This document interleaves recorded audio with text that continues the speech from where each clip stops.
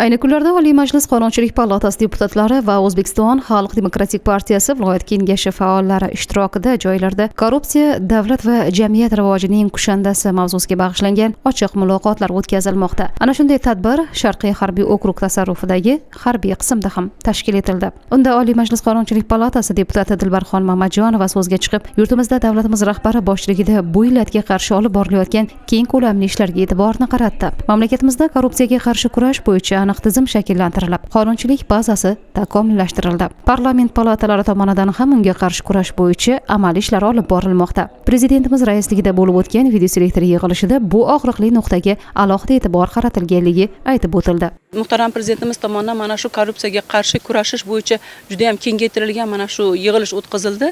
Albatta bu yig'ilish bugungi kunda qanchalik mana shu masala dolzarb ekanligidan dalolat berdi.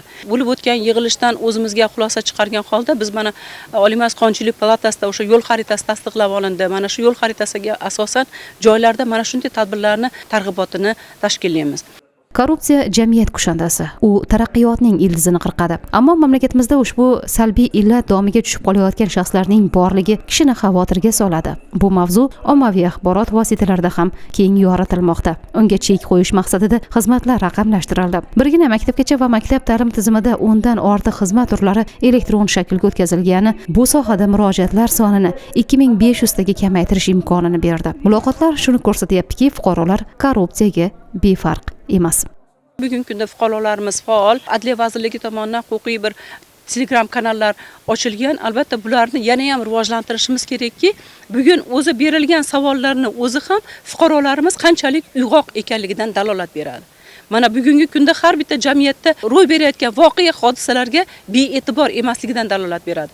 Biz yana ham buni kuchaytirishimiz, ya'ni korrupsiyaga qarshi kurashda ham faolroq bo'lishga chaqirib qolamiz.